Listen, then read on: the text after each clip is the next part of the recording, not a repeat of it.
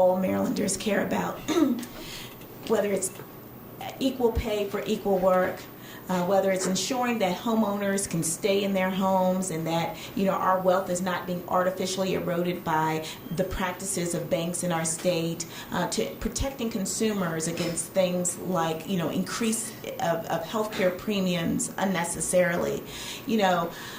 I care about Marylanders, and that's why I'm going to be your best advocate. And let me tell you how I've advocated for you already.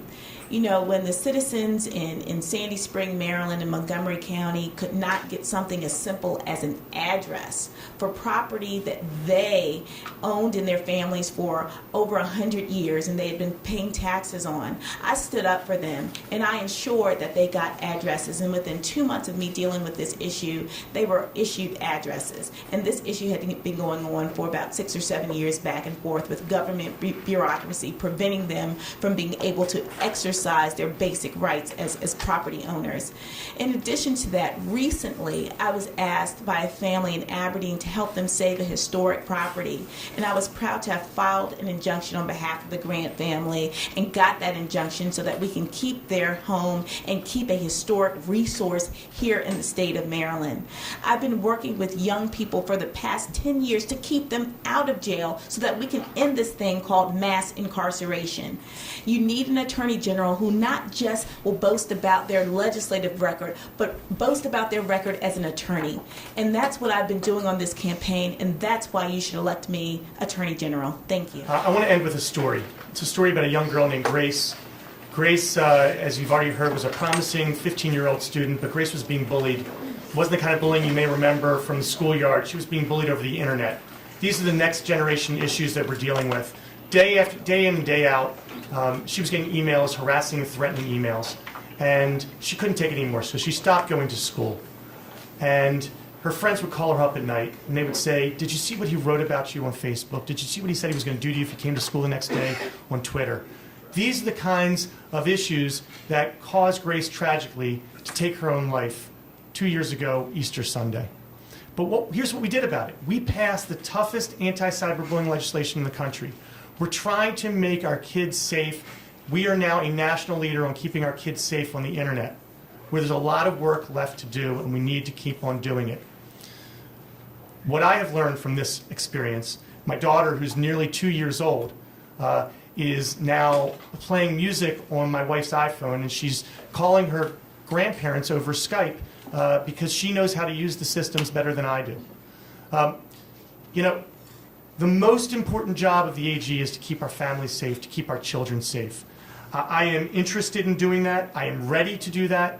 If I'm fortunate enough to be the AG, I will make sure that keeping our families, keeping our friends, keeping our state and our citizens safe will be the #1 priority. I hope that you will join me in this pursuit. I'm asking everybody, all of your listeners, all the people of Maryland, to think about how we can make Maryland the best it can be, and I hope they will support me. With us, the question that people have to decide about this race is who has the experience, the skill, the judgment to be Maryland's top legal officer.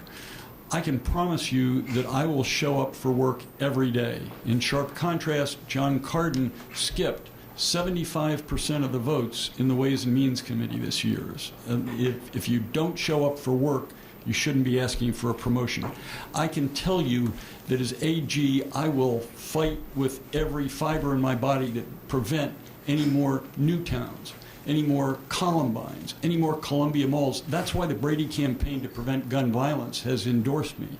I will continue to fight to keep Marylanders safe. That's why police, sheriffs, correctional officers, state's attorneys all across the state have endorsed me. I am committed to giving every child in our state a quality education and a safe place to learn.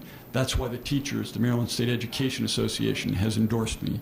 I will stand up for consumers, fight for working families. That's why the AFL-CIO, the SEIU, and Progressive Maryland have endorsed me. I'll protect Maryland's Chesapeake Bay and our precious natural resources. That's why the League of Conservation Voters and the Sierra Club have endorsed me.